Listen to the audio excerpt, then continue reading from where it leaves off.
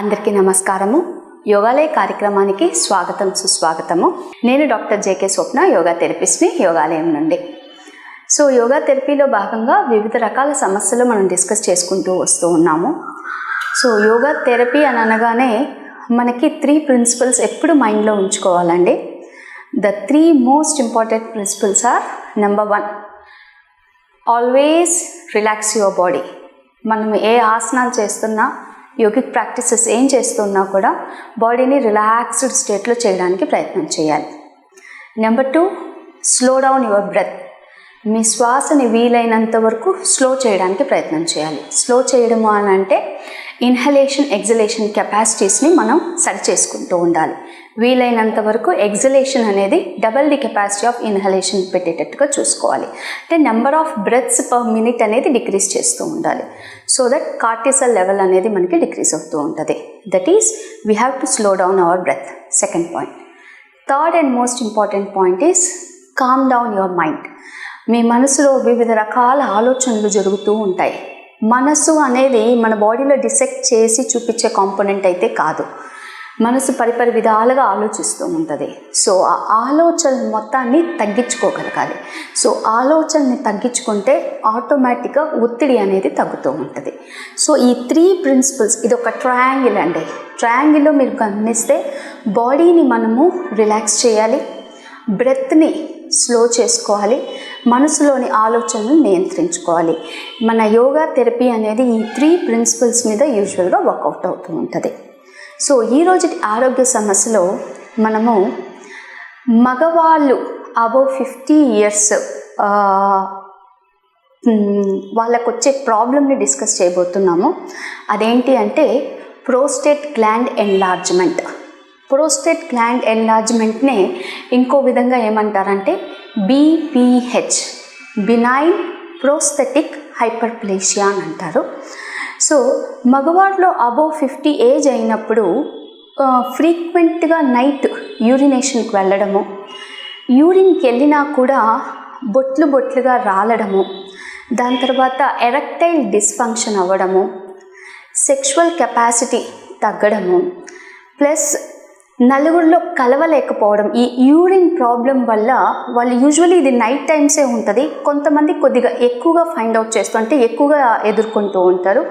ఇలాంటి వాళ్ళు వాళ్ళ మీదే వాళ్ళకి కాన్ఫిడెన్స్ అనేది తగ్గిపోయి నలుగురిలో కలవకుండా ఒంటరిగా ఉండడానికి ప్రయత్నం చేస్తూ ఉంటారు. సో దీనివల్ల వీళ్ళకి డిప్రెషన్, యాంగ్జైటీ లాంటివి ఉత్పన్నమవుతూ ఉంటాయి. మోస్ట్ ఆఫ్ ది టైమ్స్ ఇది అబౌవ్ 50 years వాళ్ళకే నేను చెప్పాము. అంటే ఇది ఏజ్తో పాటు వస్తుంది. ఓల్డ్ ఏజ్ అబౌవ్ 50 years అయినప్పుడు ఓల్డ్ ఏజ్తో పాటు ఈ ప్రాబ్లం అనేది నార్మల్గా వస్తుంది. చాలా కేసెస్లో అంటే 70% ఆఫ్ ది కేసెస్లో మనం ట్రీట్మెంట్ అనేది వీళ్ళకి అనవసరం. ట్రీట్మెంట్ లాంటిది ఏమీ లేదు.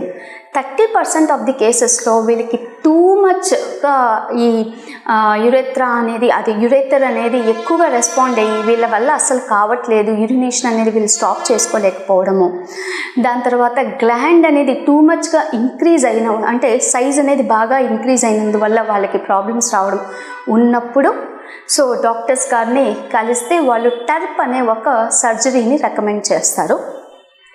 సో యూజువల్లీ ఈ ప్రోస్టేట్ గ్లాండ్ అనేది మన వాల్నట్ అంత సైజులోనే ఉంటుంది. ఎప్పుడైతే గ్లాండ్ అనేది ఎన్లార్జ్మెంట్ అవుతుందో ఆ యూరిన్ పాస్ చేసే పైప్ మీద ప్రెషర్ ఎక్కువ పడినందువల్ల ఈ ప్రాబ్లమ్స్ అన్నీ వస్తాయి. సో దీనికి యోగా థెరపీ ఏ విధంగా హెల్ప్ అవుతుందో చూద్దాం. ఇన్ జనరల్ ఇందాక చెప్పినట్టు 70% ఆఫ్ ది పీపుల్కి మనకి ఎటువంటి ట్రీట్మెంట్ అనేది అనవసరం. వాళ్ళు ట్రీట్మెంట్ ఏం తీసుకోక్కర్లేదు, డాక్టర్స్ దగ్గరికి వెళ్ళనవసరం లేదు. మరి వాళ్ళు ఏం చేయొచ్చు అంటే ఆ ఎన్లార్జ్ అయిన గ్లాండ్ని దానివల్ల వచ్చే సమస్యలని ఎలా ఎదుర్కోవచ్చు అనంటే యోగిక్ బ్రీతింగ్ ద్వారా, ప్రాక్టీసెస్ ద్వారా, కొన్ని ఆసనాలు, కొన్ని ప్రాక్టీసెస్ చేయడం వల్ల బాడీలోని స్ట్రెస్ని తగ్గించుకోవాలి. స్ట్రెస్ని కానీ తగ్గించుకుంటే ఆటోమేటిక్గా పెల్విక్ రీజన్లో బిల్డప్ అయిన టెన్షన్ అనేది రిలీజ్ అవుతుంది. పెల్విక్ రీజన్ అని అంటే మనకి ఎక్కడైతే మన యూరినరీ గ్లాండ్స్ అనేవన్నీ ప్రెజెంట్ అయ్యి ఉంటాయో, లైక్ మన మెయిన్ రీప్రొడక్టివ్ ఆర్గన్స్ ఎక్కడైతే ఉంటాయో వాటి మధ్య టెన్షన్ని క్రియేట్ చేయకూడదు. సో ఆ టెన్షన్ని కానీ రిలీజ్ చేయగలిగితే ఆటోమేటిక్గా ఈ ప్రాబ్లం కొద్దిగా తగ్గుతూ ఉంటుంది. పూర్తిగా తగ్గుతుందని నేను అనట్లేదు. మనము జస్ట్ ఒక సింపుల్ ఎగ్జాంపుల్, మనకి వర్షం పడుతుంది అని ముందరే తెలిసినప్పుడు గొడుగు తీసుకెళ్తున్నాం అనుకోండి, వర్షంలో మీరు హ్యాపీగా ఆ గొడుగు పట్టుకొని క్రాస్ చేయగలుగుతారు.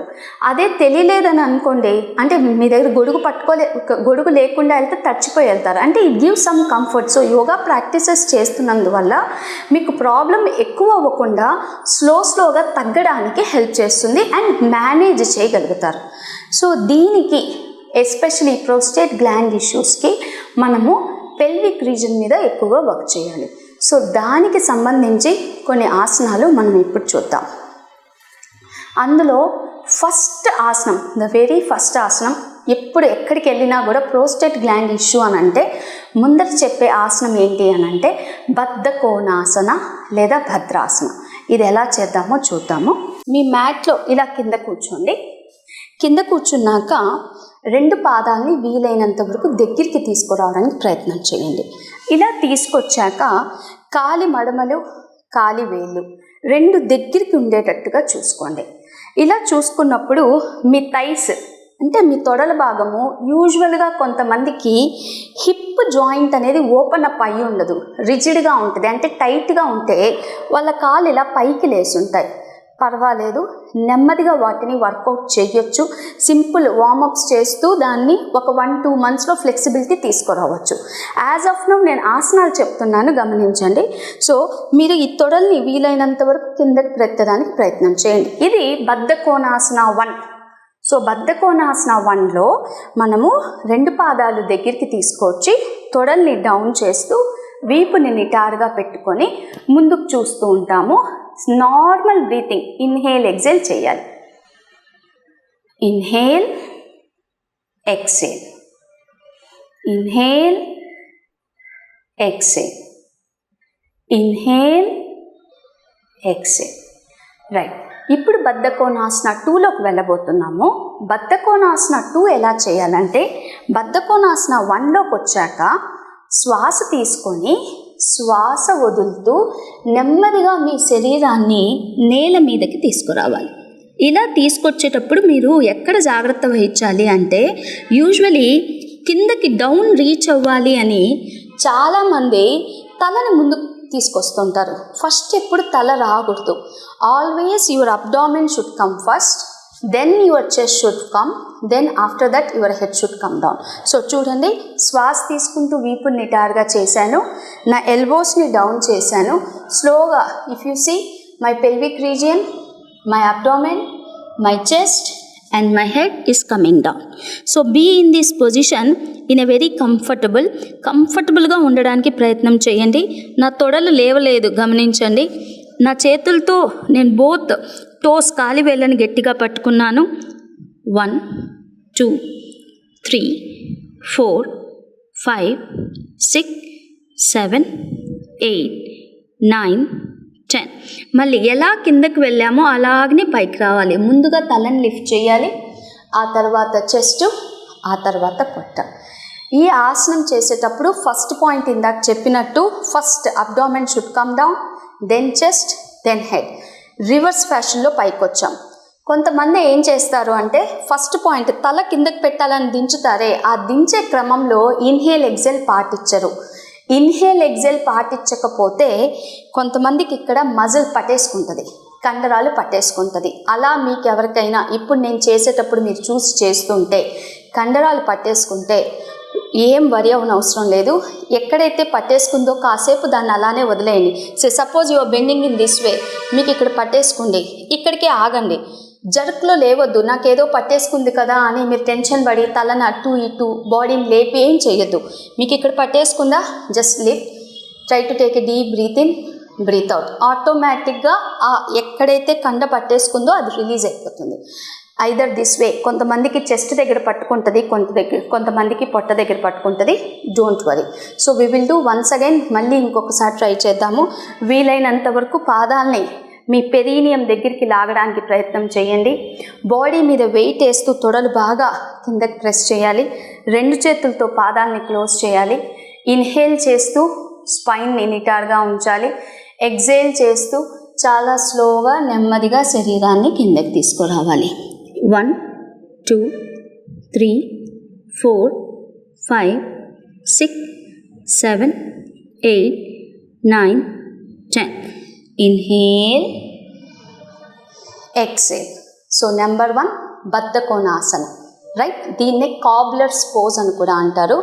సో ఒక స్టడీ జరిగింది పాత రోజుల్లో. కాబ్లర్ అని అంటే ఎవరు అంటే షూస్ కుట్టేవాళ్ళు, మనకి చెప్పులు బాగా చేస్తుంటారు కదా, వాళ్ళని కాబ్లర్స్ అంటారు. సో ఒక స్టడీ ప్రకారము ఎవరైతే ఈ వృత్తిలో ఉన్నారో, చెప్పులు కుట్టే పని, ఇలా కూర్చొని చేసే వృత్తి, యూజువలీ షూస్ రిపేర్ చేసేవాళ్ళు, చెప్పులు రిపేర్ చేసేవాళ్ళు, వాళ్ళకి వాళ్ళ లైఫ్లో ప్రోస్టేట్ రిలేటెడ్ ఇష్యూస్ ఎప్పుడు రావు, టెస్టెస్ట్రాన్ ఇష్యూస్ ఏమీ రావు. అలా ఒక స్టడీలో నిరూపితమైంది. 120 పీపుల్ని తీసుకున్నాక వాళ్ళ మీద స్టడీ చేస్తే వాళ్ళకి ఇటువంటి ఇష్యూస్ రాలేదు. అందుకే the very first pose the recommend is Baddhakonasana, Bhadrasana. Now we will go to the second pose, Virasana. పేరులోనే ఉంది వీరుడు, వీరాసన. ఇది ఎలా చేయాలో చూద్దాం. సో ముందుగా మనము వజ్రాసనంలో కూర్చోవాలి. సో వజ్రాసన. సో ఈ వజ్రాసనం అనేది మన నీస్ 2 దగ్గరికి తెచ్చేసుకుంటాము, కాలువేలు దగ్గరికి చేసుకుంటాం. సో సైడ్ పోస్చర్లో చూస్తే మీకు వజ్రాసనం ఇలా ఉంటుంది. ఓకే. సో మీ 2 పాదాల దగ్గరకు ఉన్నాయి, 2 మోకాల దగ్గరకు ఉన్నాయి, వీపు నిటారుగా ఉంది. ఇప్పుడు నేను ఏం చేయబోతున్నానంటే ఈ వజ్రాసనంలో నా కాళ్ళు ఏవైతే ఉన్నాయో వాటిని వెడల్పు చేయబోతున్నాను. See here. సో 2 మడమల్ని అవుట్ సైడ్కి తీసుకువెళ్ళాను. అవుట్ సైడ్కి తీసుకువెళ్ళి నెమ్మదిగా నా సీట్ని కిందకి తీసుకొచ్చాను. Sit in this way. This is Virasana. దీన్ని వీరాసనం అంటారు. ఇది చూడండి, ఒక డబ్ల్యూ షేప్లో వచ్చింది నా పాదాలు. See, this is Virasana. ఇప్పుడు ఈ వీరాసనాలో ఇలా కూర్చున్నటప్పుడు మీరు బాగా గమనిస్తే డైరెక్ట్ ప్రెషరు మీ థైస్ మీద, మీ హిప్స్ మీద వచ్చి పెల్విక్ రీజన్లో ఉండే టెన్షన్ రిలీవ్ చేయడానికి హెల్ప్ అవుతుంది. And at the same time me penis ఏదైతే ఉందో దాని మీద స్ట్రెస్ పడకుండా రిలీజ్ చేస్తుంది. రిలీజ్ చేయడం అంటే దాన్ని స్ట్రాంగ్ చేయడానికి హెల్ప్ చేస్తుంది. So this is the reason we recommend Virasana. ఇప్పుడు ఈ ఆసనం యూజువలీ చాలామంది 90% ఆఫ్ ది పీపుల్ చేయలేరు. ఎందుకంటే వజ్రాసనంలో ఎవరైతే కూర్చోలేరో వాళ్ళు వీరాసన చేయలేరు. వజ్రాసనంలో మోకాళ్ళు వంచాలి. చాలామంది మోకాళ్ళు వంచి చేయలేరు. సో అలాంటి వాళ్ళు మరి వజ్రాసనమే చేయలేకపోతే వీరాసన ఎలా చేయగలుగుతారు? ఎలా చేయొచ్చు అంటే ఒక పిల్లో తీసుకోండి. సో మీరు గుర్తుపెట్టుకోవాలి, వజ్రాసనకి వీరాసనకి తేడా ఏంటి? వీరాసనలో డబ్ల్యూ పొజిషన్ రావాలి. సో నేనేం చేస్తాను అంటే ఇప్పుడు కూడా ఇందాక నేను వీరాసనంలో ఎలా కూర్చున్నానో అదే డబ్ల్యూ పొజిషన్ వచ్చింది. Now sit it this way. ఇది వేరియేషన్ 1 యూజింగ్ ఏ పిల్లో. వీరాసనంలోనే ఇంకో వేరియేషన్ కూడా ఉంది. We use our hands. మన చేతుల్ని యూజ్ చేస్తాం. ఎలా? కుడి చేయిని శ్వాస తీసుకుంటూ పైకి లేపాలి. మీ చేతిని ఎడమ షోల్డర్ దగ్గర ఉంచాలి. ఎడమ చేతిని శ్వాస తీసుకుంటూ తీసుకెళ్ళాలి. కుడి షోల్డర్ మీద ఉంచి ఇలా మెడని లిఫ్ట్ చేసి పైకి చూడాలి. ఇది కూడా వీరాసనంలో ఒక పొజిషన్. 1 2 3 4 5. Again inhale, exhale. ఇది వీరాసన యూజింగ్ ఏ పిల్లో. వీరాసనంలోనే సుప్త వీరాసనం కూడా చేయొచ్చు. ఇది చాలా రిలాక్సింగ్ పోస్చరు. ఇది కూడా మనం పిల్లో సపోర్ట్తోనే చేయబోతూ ఉన్నాము. ఒకసారి చూద్దాం. సో మనము వీరాసనంలోనే సూక్త వీరాసన వేరియేషన్ ఒకటి చేయొచ్చు. సూక్త వీరాసనకి మీరు ఇలా పిల్లో పెట్టుకున్న తర్వాత నెమ్మదిగా ఇలా వెనక్కి వాలిపోవాలి. ఇలా రిలాక్స్గా ఉండొచ్చు. లేదా మీ చేతుల్ని ఓపెన్ చేసి ఉంచవచ్చు, లేదా వెనక్కి ఉంచవచ్చు.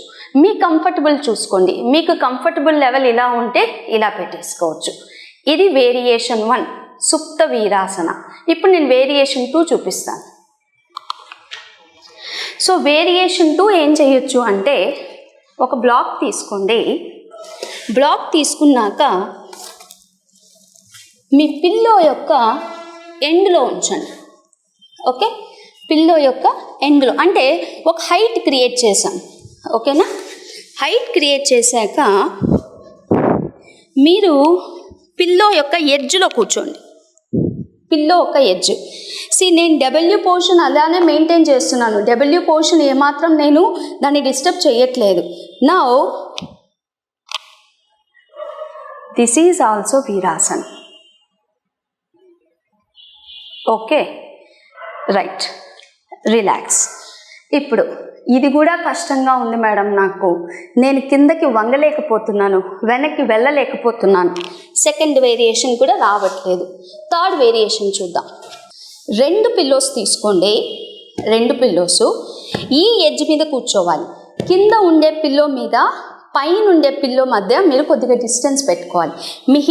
మీ హిప్స్తో కూర్చునే కలిగంత. ఈ వెనక వచ్చి ఒక బ్లాక్ పెట్టండి సపోర్టు. మీ ఇంట్లో ఏదైనా చెక్క వస్తువు ఉన్నా ఓకే, నో ప్రాబ్లం. ఇప్పుడు ఎలా చేయొచ్చో చూద్దాం. So again I'm sitting at the edge of the pillow. దీన్ని వెనక్కి పట్టుకున్నాను. మీరు చూస్తూ ఉంటే ఇందాకటి నుంచి నేను సరళం చేస్తున్నాను. We're just making the posture more easy to do. Right, this is also Virasan, Supta Virasana. మనం కాసేపు ఇన్హేల్ ఎగ్జేల్ చేస్తూ శ్వాస తీసుకొని శ్వాస వదులుతూ రిలాక్సింగ్గా పడుకోగలగాలి. వీలైనంత వరకు చెస్ట్ని ఓపెన్ చేసి ఉంచాలి, ఆర్మ్ పిట్స్ని ఓపెన్ చేసి ఉండాలి. ఈ మూమెంటు మనకి డిస్టర్బ్ చేయకూడదు. ఏవైతే మన తొడలు పాదాలు డబ్ల్యూ షేప్లో ఉన్నాయో దాన్ని డిస్టర్బ్ చేయకుండా బాడీని రిలాక్స్. Okay, right. దీంట్లోనే ఇంకో వేరియేషన్, మీకు హైట్ కావాలి, సర్వికల్ స్పాండిలిటిస్ ఉంది, సో ఇంకో పిల్లో పెట్టేసుకోవచ్చు. Right, this is also Virasana. So ఇందులో ఎప్పుడూ కూడా చెస్ట్ ఓపెన్ అప్ అయి ఉండాలి.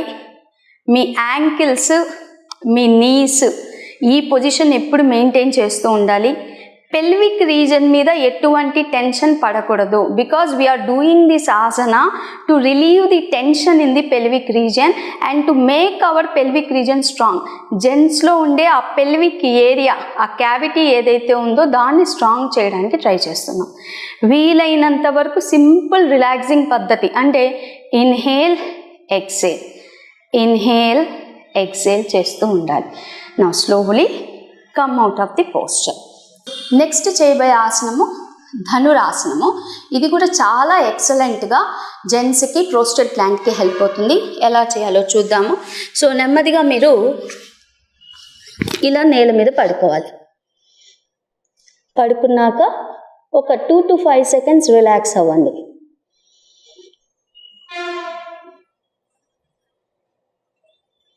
So once you are comfortable, నెమ్మదిగా మీ పాదాలని ఇలా లిఫ్ట్ చేయాలి. లిఫ్ట్ చేసి మీ చేతులతో మీ కాలి మడమల్ని టైట్గా పట్టుకోవాలి. పట్టుకున్నాక మీ పాదాలు అటు వెళ్ళిపోతూ ఉంటాయి, బాడీకి అటు ఇటు, వాటిని దగ్గరికి చేర్చుకోవాలి. శ్వాస తీసుకొని శ్వాస వదులుతూ ధనురాసనం ఈ పొజిషన్లోకి రావాలి. పైకి ముందుకు చూడాలి. 1 2 3 4 5. Slowly down, relax. శ్వాస తీసుకోండి, శ్వాస వదలండి. We will do second round. ఇంకొకసారి చేద్దాము ధనురాసనము. నెమ్మదిగా మోకాళ్ళను వంచండి. మీ చేతులతో కాలి మడమల్ని పట్టేసుకోండి. రైట్, వీలైనంత వరకు దగ్గరికి చేయండి. శ్వాస తీసుకోండి, శ్వాస వదులుతూ చెస్ట్ని పైకి లిఫ్ట్ చేస్తూ మనం పాదాలని స్ట్రైట్గా పాయింట్ చేయాలి. 1 2 3 4 5 6 7 8 9 10. ధనురాసనంలోనే ఇలా వంచితే పార్శ్వ ధనురాసనం. 2 3 4. Relax. Slowly come out of the posture. Relax in Makrasana.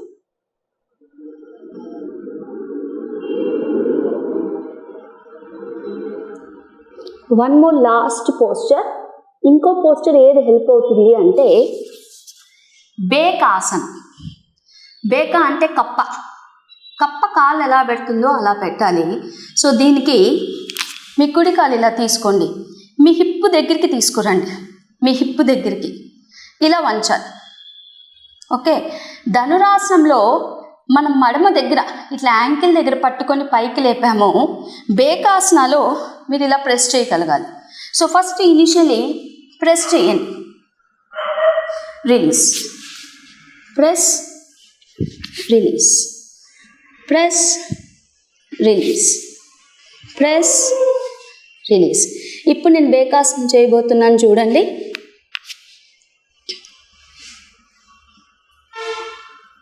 ఇది బేకాసనం. స్లోలీ రిలాక్సింగ్ మకరాసనం.